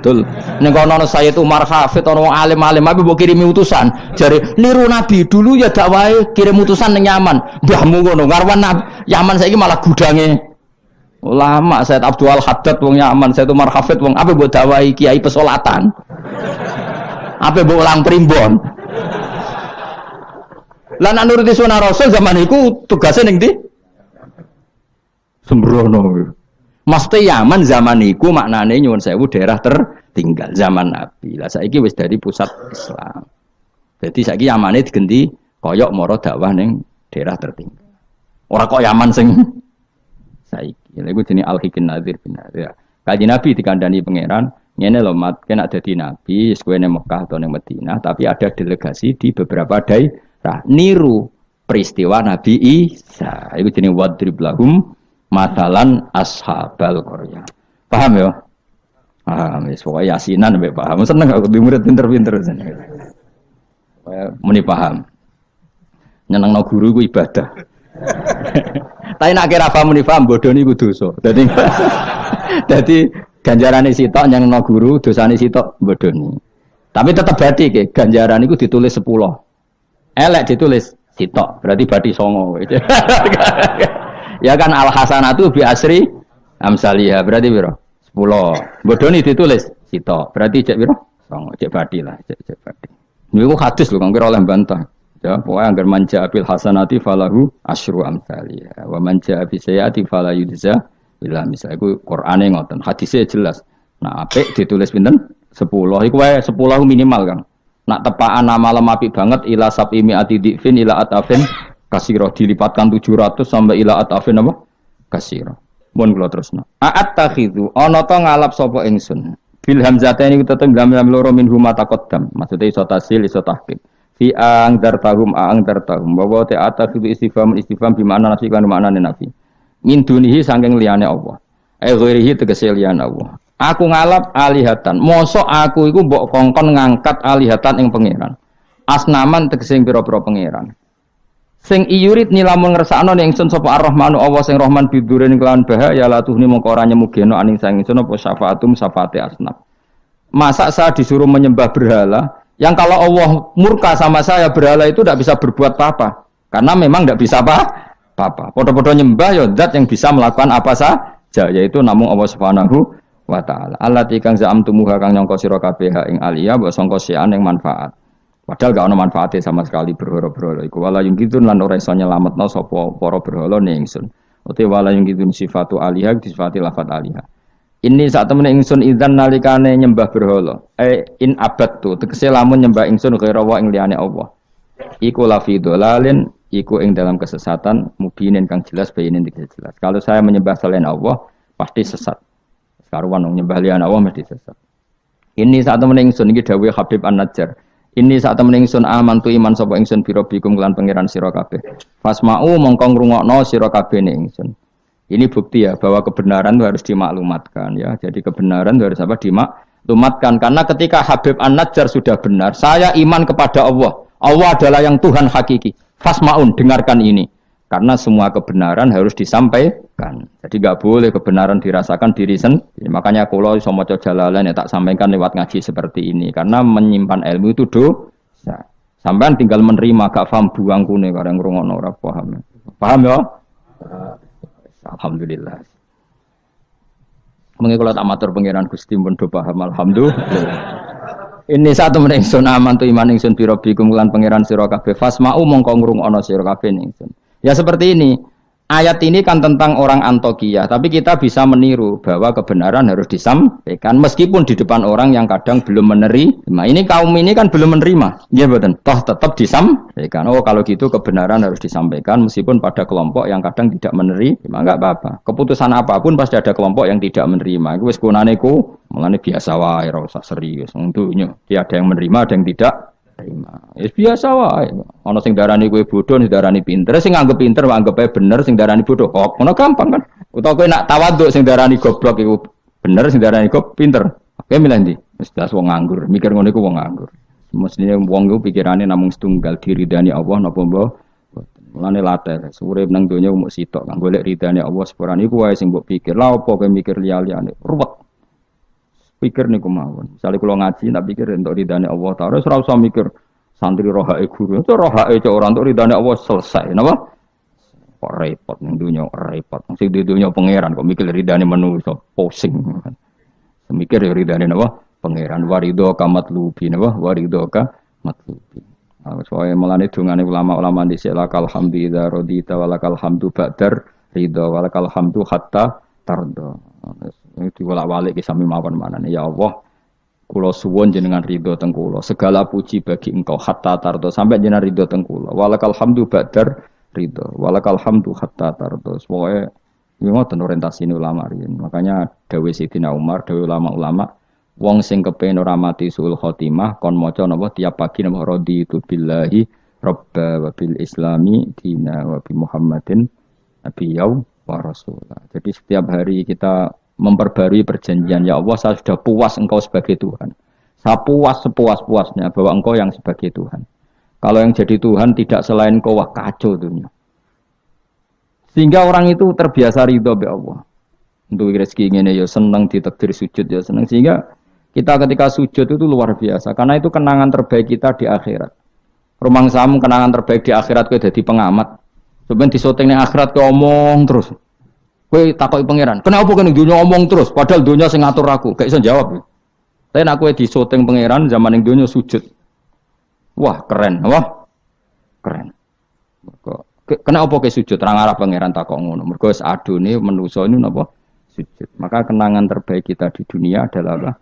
Sujud. Makanya Rasulullah kalau muji sujud sampai ngendikan hatta takuna sajdatu khairan minad dunya wa ma fiha. Pada akhirnya nanti kamu mengakui bahwa satu sujud lebih baik ketimbang dunia dan karena itu identitas kita, status kita.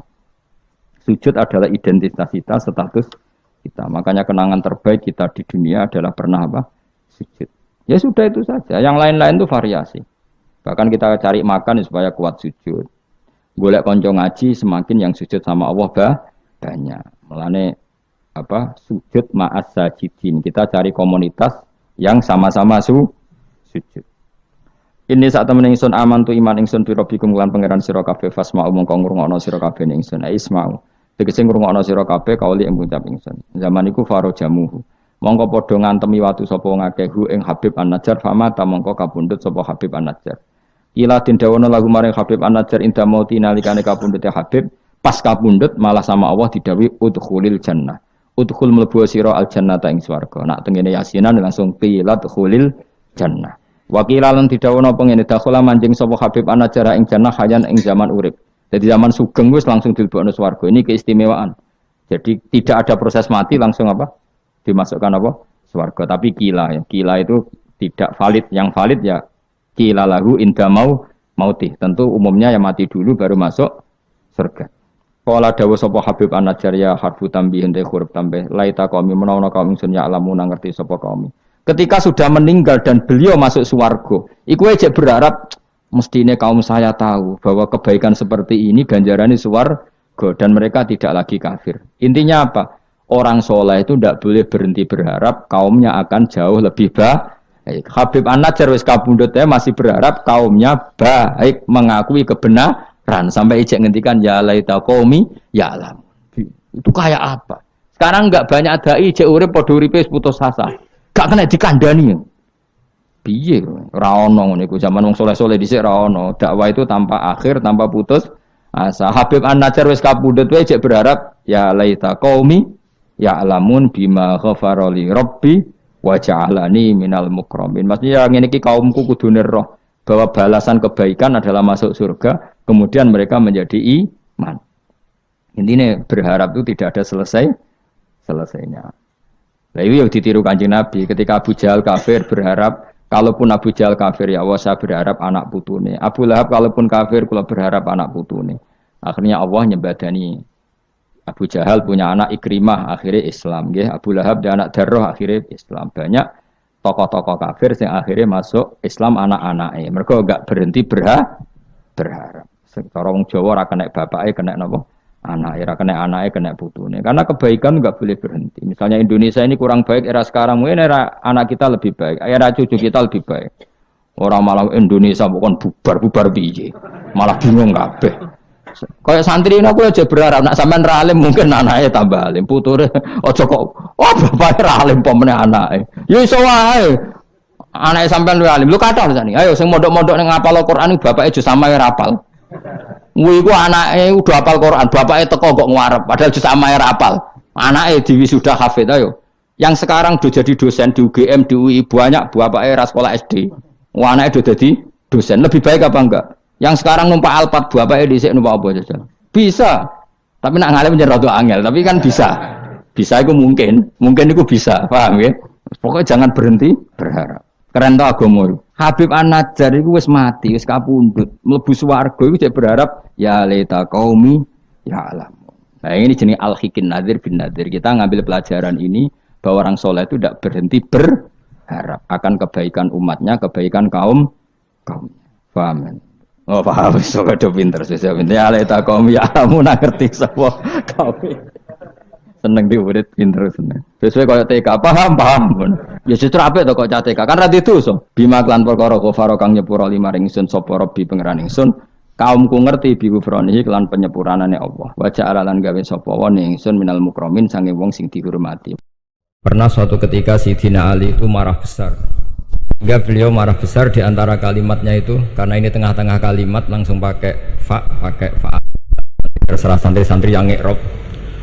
Fakubhan lakum hina sirtum gharadun yurma. Jadi umat ini akan buruk sekali ketika posisinya itu objek saran tembak. Ketika misalnya haji itu bagus prospek, nanti ujung-ujungnya yang bikin sajadah kadang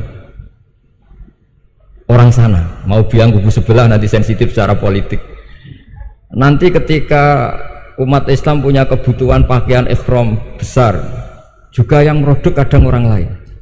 Begitu seterusnya, sehingga setiap kebutuhan kita pun yang merodok itu orang lain.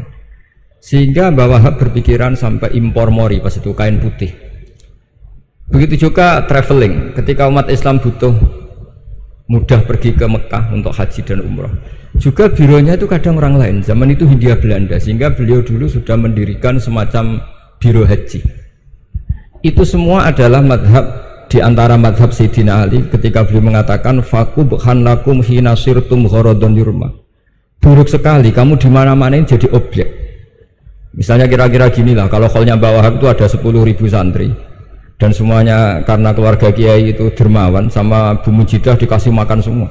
Nanti cateringnya yang menyediakan orang lain, kita tidak punya kecakapan produksi itu atau melayani itu. Sehingga perdagangan Mbah Wahab dalam tradisi keulamaan itu dimaknani sebagai supaya kita ini jadi aktor, baik di perdagangan, di politik maupun dalam solusi urusan-urusan publik. Misalnya sekarang ada problem apalah, sebetulnya solusinya gampang sekali. Ketika kita minus atau ketika kita tidak berkecukupan, mulai dulu lama itu solusinya gampang. Pernah suatu Abdul Qasim Al-Junaidi atau siapa sajalah, ini karena polanya sama, menyuruh muridnya, saya tolong belikan ikan. Cara sekarang mungkin dikasih uang 50.000, terus dikasih tahu sama muridnya, Pak Yai uangnya tidak cukup karena harga ikannya 70.000. Terus kata gurunya, beri lebih murah lagi, uang 50 aja tidak cukup kok, cari yang lebih murah. Kata beliau, arkhisuhu bitarki, ya bikin murah karena kamu tidak berkeinginan, jadi nggak usah belikan katanya. Ini penting sekali karena dulu ada solusi masyhur itu makalahnya Imam Syafi'i itu. Kata beliau, fa innal ghina anisya'ila bihi. Kalau kamu ingin tidak tergantung sesuatu, maka hindari sesuatu itu. Jangan memaksakan memenuhi sesuatu itu dengan memaksakan, tapi hindari sesuatu itu. Saya misalnya kalau nuruti kepengen, misalnya kalau saya dengan nafsu serakah saya, mungkin saya ingin punya mobil mewah, punya ingin apa saja, tapi itu membuat saya tersiksa karena harus menyediakan ini itu. Ya sudah, tidak usah ingin. Sehingga mudah sekali. Makanya kata ulama dulu, fa innal ghina anisya'la bihi. Untuk menjadi berkecukupan, usahakan banyak hal yang tidak Anda butuhkan. Semakin banyak hal yang kita butuhkan, maka kita akan tergantung akan sesuatu. Makanya banyak ilmuwan, saya sering diskusi sama pakar-pakar sama ilmuwan, apakah negara Amerika itu negara yang kuat? Banyak ilmuwan yang berpikir itu ilmuwan politik, bukan tasawuf, berpikir negara paling lemah itu ya kayak Amerika, karena semakin powernya kuat, ketergantungannya semakin kuat.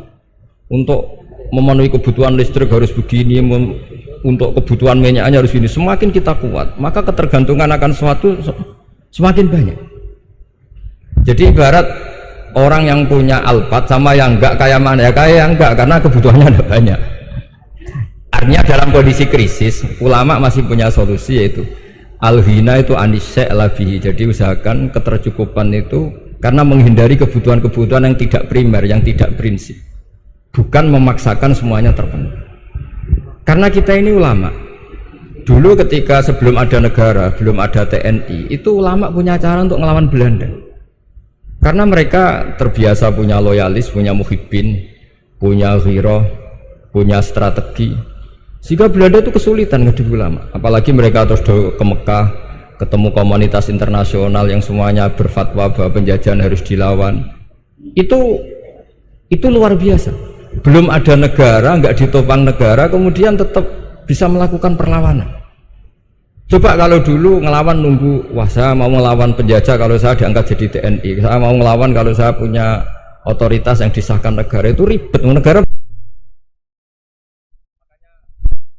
ini saya tidak akan ngaji lama-lama, tapi saya akan cerita ya, cerita khas Mbah Wahab sesuai riwayat yang saya dapatkan dari guru-guru kami, bahwa beliau tadi seperti yang dikatakan Pak Said, membina dan menyebarkan NU kemana-mana tanpa uang proposal.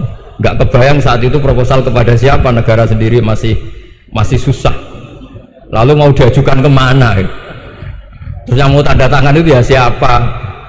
Jadi yang saya tahu tadi, yang penting kita niru sesuai yang diidam-idamkan tadi Sayyidina Ali. Jangan sampai kalian itu menjadi gharadun yurma, ada apa saja orang lain yang memikirkan labanya, kita yang jadi objek. Sehingga zaman itu kita terima kasih semua sama Mbah Hashim sama Mbah Wahab, karena ini zuriyatam ba'duha min ba'd. Kita tahu Mbah Wahab putra Mbah Hasbullah, punya ibu Nyai Fatimah, terus sampai Mbah Abdus Salam ya.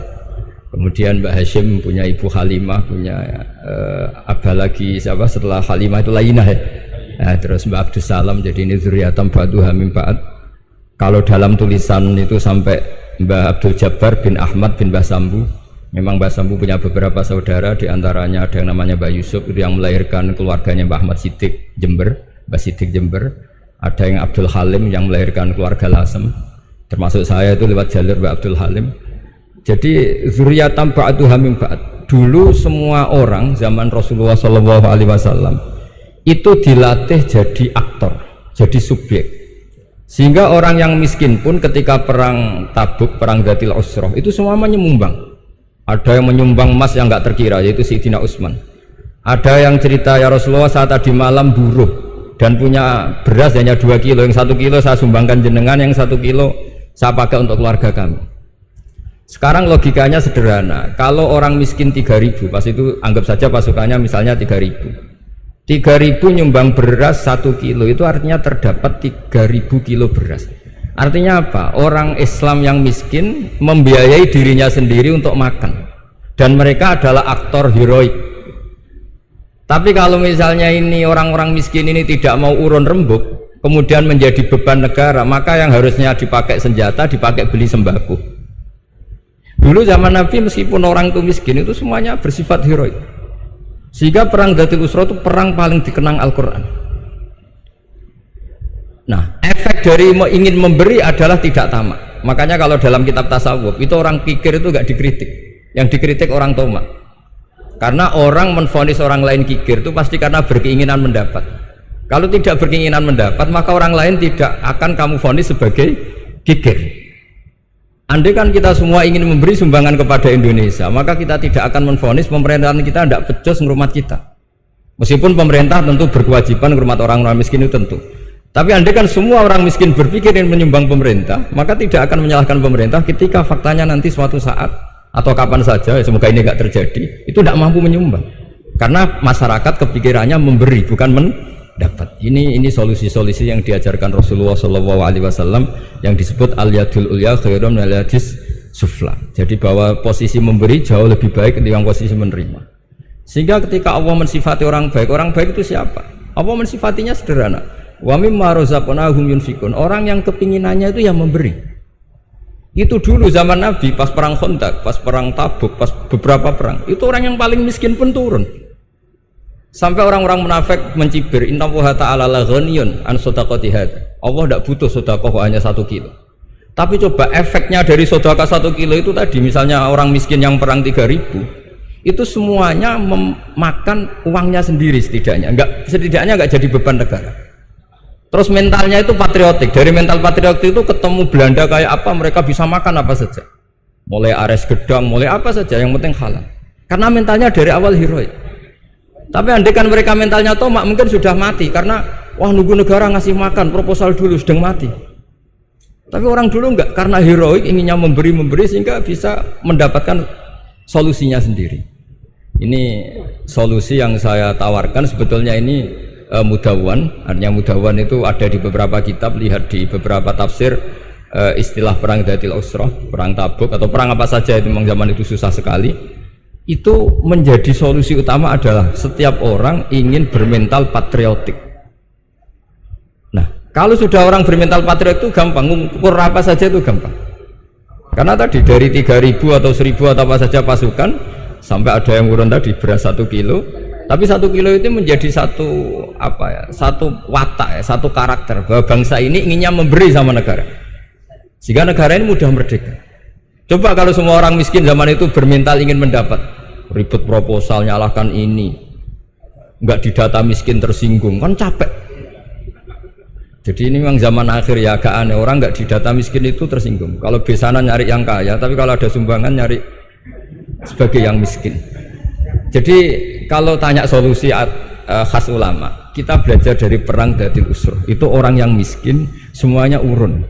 Nah, barokahnya urun itu kemudian mereka bermental patriotik. Barokahnya patriotik, yang kaya, yang miskin, yang pinter semuanya berkontribusi untuk menyumbang negara. Akhirnya negara ini bisa merdeka sebelum terbentuk TNI, sebelum terbentuk Polri. Karena tadi keinginan memberi, keinginan patriotik. Sehingga cerita buyut-buyut saya ketika Belanda atau apa Jepang, itu yang dicari di geladak saya itu ya kitab. Karena kitab ini dianggap sumber inspirasi mereka melawan Belanda. Dulu kita tahu masyarakat kita itu kalau ngerti Belanda itu dipanggil Doro, wis penjajah jadi diundang Doro. Itu kan terlalu dulu. Sehingga orang Arab itu kadang agak dengan tanda kutip mencibir kita. Kalau bahasakan negara jajahan itu mustakmarin, negara yang perlu rame karena cara berpikir masih terbelakang. Wong penjajah kok dipanggil Doro. Terus ketika beberapa kiai melihat Belanda baik karena di alun-alun dikasih masjid gini-gini, sudah tidak berotak karena anggap Hindia Belanda itu baik. Baru ketika era beberapa ulama, ada Mbah Hashim, ada Mbah Hasbuh, tadi kata beliau Dwi Tunggal tadi, terus ada fatwa resolusi jihad, sehingga mereka baru sadar bahwa Belanda itu ancaman. Kayak apa pentingnya ilmu, kayak apa pentingnya fikih. Karena di fikih jelas jihad untuk melawan penjajah itu fardu kifayah.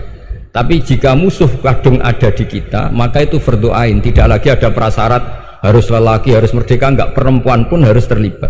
Jika kita punya pahlawan kayak Cut Nyadin, beberapa daerah Kartini, itu ada di khazanah kitab-kitab fikih kita. Jadi kita tidak pernah kehilangan khazanah untuk menjawab muskilatus zaman, untuk menjawab problem-problem zaman. Tapi yang penting kita selalu ngaji, selalu belajar. Saya adalah orang yang sebetulnya tidak pernah ingin terkenal karena saya itu suka belajar. Cuma saya bikin pengecualian, mau diundang kalau pernah sepuh. Ternyata yang pernah sepuh itu banyak. Ini agak musibah bagi saya karena harusnya kiai itu ya dihormati, tapi gara-gara kalah sepuh digawe kongkonan. Saya ini kemana-mana digawe kongkonan. Jadi gayanya nasihati, tapi aslinya diperintah. Jadi tidak ada kerennya sama sekali. Saya di mana-mana posisinya al-makmur, diperintah. Tapi saya senang karena ilmu itu butuh konsensus. Andai kan saya tidak pernah ngaji di depan Mbah Mun, di depan bapak, di depan guru-guru, maka mungkin saya tidak pede atas bacaan yang saya baca. Karena saya tidak tahu ini benar apa enggak. Jika masyhur dalam guyonan santri, ada orang tidak baca-baca kitab, cari kamus sampai mati tidak ketemu, karena dia bacanya lam tardiman. Oh, itu cari di kamus sampai mati tidak akan ketemu. Bareng tanya gurunya, ini apa Pak Yai? Oh, itu lam tarodaman juga. Lam tarodaman itu karena marjeknya mar'ah, orang ningali sapa mar'ah daman ing getih. Dia bacanya jadi satu lam tardiman. Dicari di kamus ya sampai mati tidak akan ketemu. Makanya di guyonan-guyonan pesantren itu banyak katanya ada cerita orang mati karena satu titik. Jadi gurunya baca habbatun sauda dawaun min kulli da. Jadi dia kitabnya kelebihan apa? Titik. Jadi kelebihan titik dia bacanya itu hayatun sauda dawaun min kulli da. Nyari ular hitam, kobra, dipatuk mati, padahal sesuai resep kitabnya, karena kitabnya dia kelebihan titik hayatun sauda, artinya maknanya ular hitam, sementara tagnya mestinya habbatun sauda. Jadi kenaifan-kenaifan begini itu harus kita dandani, karena yang bisa, kata Pak Said tadi, yang bisa itu kita cari kebenaran dari mana. Kita itu ya pokoknya ulama lah, tidak harus NU, tidak harus Muhammadiyah, pokoknya ulama yang wasatiyah. Dan itu nanti terus gimana yang wasatiyah itu kayak apa, tapi jelas ulama. Karena dulu zaman, kalau kita fair secara sejarah dulu ya, Mbah Wahab ya dekat Mas Mansur, dulu Mbah Hashim ngaji sama Mbah Ahmad Dahlan sama-sama di Mbah Soleh Darat, ketika di Mekah ya sama-sama ngaji di Syekh Khotim Minangkabau. Jadi kalau era beliau itu ya memang dulu perbedaan itu nggak ada masalah, karena perbedaan itu bawaan visi ya. Saya belajar usul fikih di antara yang diceritakan di buku-buku Mbah Wahab, beliau itu ahli usul fikih, sementara Ki Bisri itu suka fikih mateng. Sehingga memang ada perbedaan antara fikih mateng dan usul fikih. Saya beri satu contoh. Ini guyonan tapi nanti di usul fikih nanti kelihatan. Di usul fikih itu ada ilmu namanya tangkihul manat. Ketika Nabi sama-sama menyebut sesuatu, sebetulnya ada benang merah di situ, tidak sama persis. Misalnya begini. Ja'a a'rabiyun ila Rasulillah sallallahu alaihi wasallam. Faqala ya Rasulullah ahlaktu. Wa ma ahlaka kaqal waqatu imraati fi nahari Ramadan. Ya Rasulullah, saya ini orang yang rusak karena saya berhubungan intim dengan istri saya di ketika Ramadan. Terus Nabi ngendikan, ya sudah kamu harus merdekakan budak, saya tidak punya ya Rasulullah. Ya sudah kamu puasa 2 bulan berturut-turut. Kata beliau, puasa baru sehari saja kecelakaan apalagi 2 bulan. Karena kamu orang Arab lah, orang Arab itu dia cerita ini di Arab tadi. Terus ya sudah kamu sedekah sama 60 orang miskin. Saya ini orang paling miskin. Susah kan menghadapi orang miskin seperti ini itu. Nah, pertanyaannya secara usul fikih, menurut mazhab Syafi'i, sanksi berat itu hanya untuk yang berhubungan suami istri. Sehingga kalau membatalkannya pakai rokok, pakai minum, pakai makan, tidak kena sanksi seberat itu. Masuk akal kan, karena memang hubungan suami istri dalam banyak hal, misalnya haji, itu ifsad, yang benar-benar ifsad, bisa merusak haji secara total. Tapi menurut Imam Malik, pikiran Imam Syafi'i itu dianggap aneh. Loh, ini hubungan suami istri itu statusnya mubah, sesuatu yang boleh. Maka semua hal yang boleh tapi merusak kehormatan Ramadan, maka ketentuannya sama. Yaitu misalnya nggak sakit, nggak apa, pagi-pagi nyate. Wah, itu kan melecehkan Ramadan, nggak sakit, nggak apa, kok pagi-pagi nyate. Perlu dicatat karena hubungan suami istri itu sesuatu yang boleh. Berarti kalau yang boleh merusak Ramadan hukumannya berat, makan yang statusnya boleh juga hukumannya berat. Itu dulu bapak saya ketika bikin analogi itu mau cerita sederhana gini. Hak di ono santri ya goblok, kandhanane angel. Istrinya lapor ke kiainya. Pak Yai, santri jenengan kalau sama istri sering mukul itu nabok pakai tangan. Santrinya dipanggil kan alumni. Kamu jangan sering mukul istri kamu gini-gini. Iya Pak Yai, njeh. Suatu saat 2 minggu istrinya lapor lagi, sekarang tidak nabok Pak Yai, nyaduk. Karena yang dilarang hanya nabok. Dipanggil Kiai, lo kamu katanya masih sering nyaduk istri kamu. Yang dilarang kan mukul, sekarang nyaduk. Kapan-kapan meludahi. Nah, artinya di usul fikih dijelaskan bahwa makna haramnya naboi adalah hurmatul idza, haramnya menyakiti. Maka nyaduk sama, meludahi sama, menerlantarkan sama. Itu dulu bahwa ahlinya bikin usul fikih seperti itu. Sehingga misalnya amar ma'ruf nahi mungkar, ketika beliau ditanya apakah perlu ikut kabinet gotong royong, tapi di situ banyak kelompok yang mungkin tidak cocok, pikirannya kayak harus ikut. Justru ikut benahi dari dalam. Meskipun dari ikut itu bahwa Wahab nyun sewu yang ngalami fitnah yang macam-macam dituduh karena zaman itu nasakom, tapi itu beliau santai saja. Tapi zaman itu memang itu sah karena zaman itu belum dibubarkan. Jadi yang dialami Mbah Wahab ini luar biasa. Semuanya harus jadi pelajaran bagi kita. Makanya jangan pernah meninggalkan ilmu yang bernama usul fikih, karena fikih yang mateng itu cara basa Jawa ini akan kehilangan stok teks. Misalnya Nabi sedekah pakai kurma atau pakai apa makanan pokok. Itu hadisnya itu kurma, sama Imam Syafi'i digenti kutu ahli baladi, yaitu makanan pokok dari negara. Sehingga kita tidak bisa mentang-mentang Nabi sedekahnya pakai kurma terus kita orang miskin kita kasih kurma. Bisa linu tuh nih kalau makan kurma orang Indonesia itu. Karena yang penting itu kutu ahlil balad, bukan kurma. Bukan mentang-mentang Nabi sholat di Mekah Medina, kalau ingin persis sunnah Rasul, sholatnya harus di Mekah Medina. Kalau di Indonesia Nabi tidak pernah sholat di Indonesia. Sunnah Rasul sholatnya di Mekah Medina, bisa ada orang sholat kalau gitu. Jadi ada ilmu yang namanya tangkihul manat, yang harus ditiru itu sisi mananya. Nah, dalam konteks Arabi tadi terus kemudian ada dibuang. Ja'a Arabion, kata Arabi itu dibuang. Datang orang Bedui, orang kota pun kalau punya kesalahan yang sama hukumannya juga sama, maka kata Arabi dibuang. Nah, menurut Imam Malik kata jima, hubungan suami istri juga dibuang, digenti membatalkan puasa dengan apa saja yang tanpa udzur syarat. Jadi ini kealiman kiai-kiai Indonesia dulu itu, misalnya kentong dulu meskipun ada yang bilang bid'ah, kentong itu bid'ah karena mirip orang Nasrani. Orang Nasrani itu bentuk kentongnya di kelenteng itu tidak seperti kentong kita. Adat Indonesia kalau pos kampleng ada maling, ada banjir pakai kentong. Jadi adatnya memanggil tuh pakai kentong. Makanya kiai-kiai dulu, ini mirip orang Nasrani, enggak mirip pos kampleng katanya.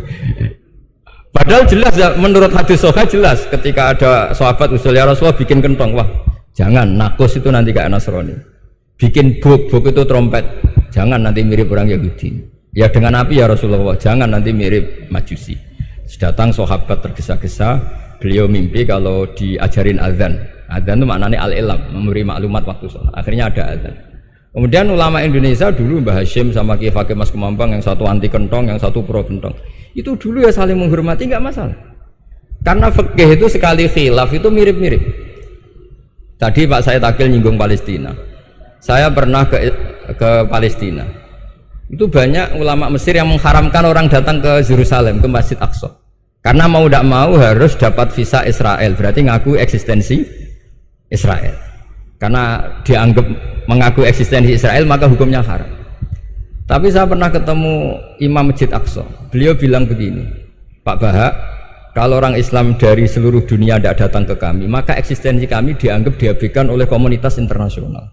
Dan itu dengan mudahnya Israel mencaplok kita. Sehingga separuh ulama Mesir juga mewajibkan yang mampu harus ke sana. Dengan cara itu Aqsa aman karena masih diperhatikan ulama atau komunitas internasional. Yang satu cara pandang ke sana berarti ngaku eksistensi Israel karena ada visa Israel. Yang satu bilang harus ke sana, dengan itu eksistensi Masjid Aqsa terjaga karena masih diperhatikan ulama atau komunitas Jadi di mana-mana khilaf itu ya seperti itu. Tapi alhamdulillah di kita itu khilaf itu biasa. Sehingga zaman kita mondok, saya itu pernah pengalaman buruk sekali saya ketika jadi Rois Musyawarah Fathul Mu'in. Itu ada pertanyaan gini Gus Hasib. Saya tanya gini sama orang, Gus, soft paling utama itu yang nomor berapa? Nomor 1 kata saya. Yang kedua, yang soft berikutnya, iya yang berikutnya. Kalau sudah tahu soft terbaik itu yang nomor 1, kenapa masjid gak dipakai memanjang selatan utara? Biar semuanya nomor 1. Selagi masjid itu memanjang barat timur, pasti ada soft 1, 2, 3. Itu kan kurang ajar betul. Jadi supaya orang soft 1 semua ya tinggal desain masjidnya, yaitu memanjang utara selatan. Selagi masih memanjang barat timur, pasti soft 2, 3. Terus saya kebalik tanya, lalu setelah begitu yang paling abdul siapa? Yang sisi kanannya imam. Ya sudah, imamnya dipojokkan pol selatan, biar semuanya dari pol kanan. Nanti ada masalah lagi, yang paling abdul siapa? Yang paling dekat imam. Yuskono kerubuti imam kan gitu. Jadi kalau nuruti fikih itu ya memang ilmu logika. Sehingga banyak orang jadi wali itu dari hasil ijtihadnya. Ada orang jadi wali karena sering sholat di shaf awal. Tapi ada wali pesaingnya justru jadi wali karena kalau sholat di belakang. Tapi tetap wali. Suatu saat dua wali ini ketemu. Loh, kamu kok wali? Padahal kalau sholat paling belakang. Saya tuh malu sama Allah. Kok koyok sok suci ya gue ngarep gitu. Jadi wali karena adab, bukan karena males loh ya. Saya itu gak pede. Saya saja kok sholat di depan. Maksudnya kok kepedean itu. Tapi tentu rasanya tetap baik yang di depan ini. Saya bukan bela yang, kenapa saya cerita bela yang belakang, karena yang bela jarang gitu, makanya saya dan kebetulan saya kalau sholat ya sering di soft belakang. Tapi ini saya cerita betapa logika fikih itu khazanahnya banyak dan luas, dan kita bicara usul fikih itu biasa. Kita belajar sama beberapa ulama. Saya berkali-kali cerita di mana-mana. Muhammad bin Hasan Asy-Syaibani itu mewajibkan ulama kaya, dan beliau kalau ngitung duit itu di kamar tamu, di ruang tamu. Sehingga santri ora kepikiran nyalami template. Kan cara wong Jawa kan meliting ngitung duit kok di ruang tamu. Tapi ternyata alasannya beliau masuk akal.